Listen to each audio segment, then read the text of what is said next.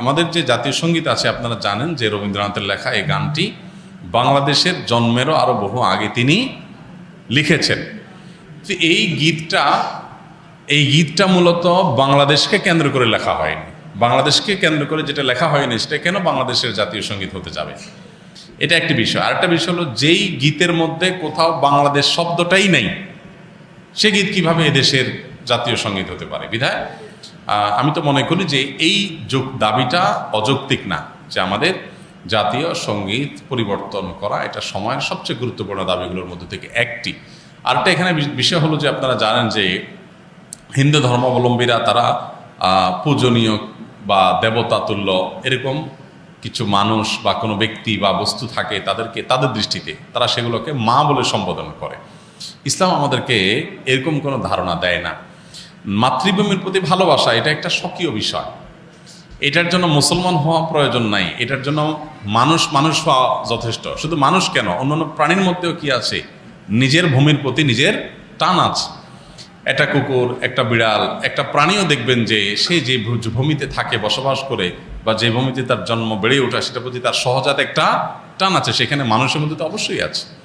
আমাদের প্রিয় নবী সাল্লাল্লাহু আলাইহি ওয়াসাল্লাম মক্কা থেকে যখন হিজরত করে মদিনায় আসছেন, তাকে যখন কেবলা পরিবর্তন নির্দেশ করা হলো, তিনি যখন ফিলিস্তিনের দিকে নামাজ আদায় করছিলেন, তিনি বারবার করে মক্কার দিকে যেন কেবলা করে নামাজ পড়তে পারেন, নিজের মাতৃভূমির দিকে ফিরে যেন তারা সালাত আদায় করতে পারেন, সেজন্য আল্লাহর কাছে বারবার করে বিভিন্নভাবে আর্গুমেন্ট পেশ করছিলেন। আল্লাহ তাআলা কোরআনে সেটা উল্লেখ করেছেন, ফালানুওয়াল্লিয়ান্নাকা কিবলাতান তারদাহা, হে রাসূল অচিরেই আপনাকে আপনার মনের মতো আপনি যে কেবলার প্রত্যাশা করছেন সেদিকে ফিরে সালাত আদায় করার নির্দেশ দান করবে। এখান থেকে বোঝা যায় মাতৃভূমির প্রতি সহজাত টান থাকা এটা একেবারে প্রাকৃতিক একটি বিষয়।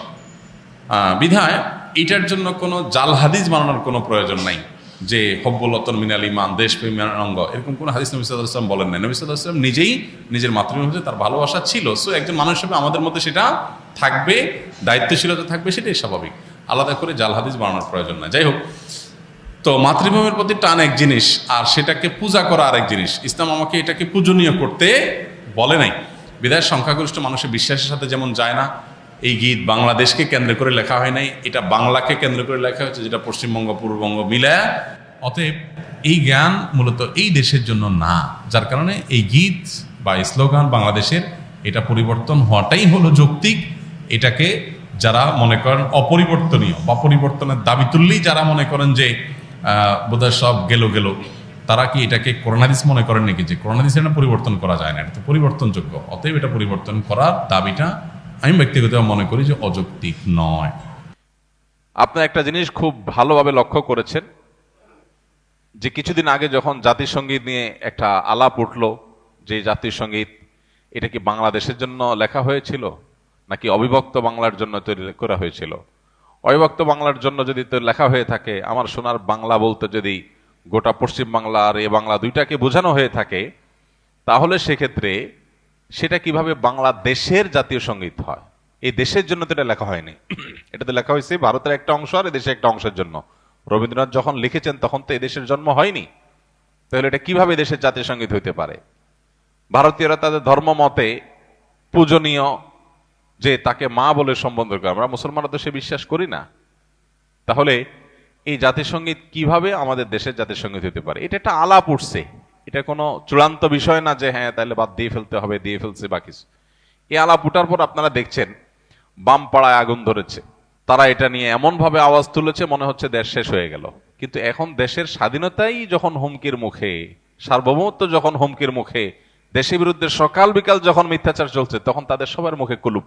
এই মানুষগুলো শয়তানি যুগ যুগ ধরে আলেম ওলামারা আপনাদেরকে বলে আসছে, আপনারা হয়তো কেউ বিশ্বাস করেছেন, কেউ করেন নাই। এখন সময় এসেছে প্রকৃত শয়তান দেখার। শয়তান দেখার খায়েশ যদি থাকে কারোর, তো এদের চেহারার দিকে সকাল বিকাল তাকালেই শয়তান দেখার খায়েশ পুরা হয়ে যাবে, যে মানুষরূপী শয়তান কিভাবে হয়, মানুষ কতটা ভণ্ড হয়, কতটা ইতর শ্রেণীর হয়, কতটা মানুষ বিচারী হয়, মুনাফিক হয়। এটা এদেরকে না দেখলে বোঝার কোনো উপায় থাকবে না। তারা দেশের প্রেম আর দেশের মায়া এমন ভাবে জিগির করবে, আজ বহু বছর ধরে আলেমুল আমাদেরকে আসামের কাঠগড়া দাঁড় করে রাখছে। আলেমুল আমারা দেশের কোনো সুবিধাই ভোগ করে নাই, না সরকারি কোয়ার্টার পাইছে, না সরকারি টাকা পয়সা লুট করছে, না অন্য কোনো কিছু। কিন্তু দেখবেন দুর্দিনে সবার আগে জান দিয়া জীবন দিয়া আলেমুলামারা সবার আগে চলে যাচ্ছে।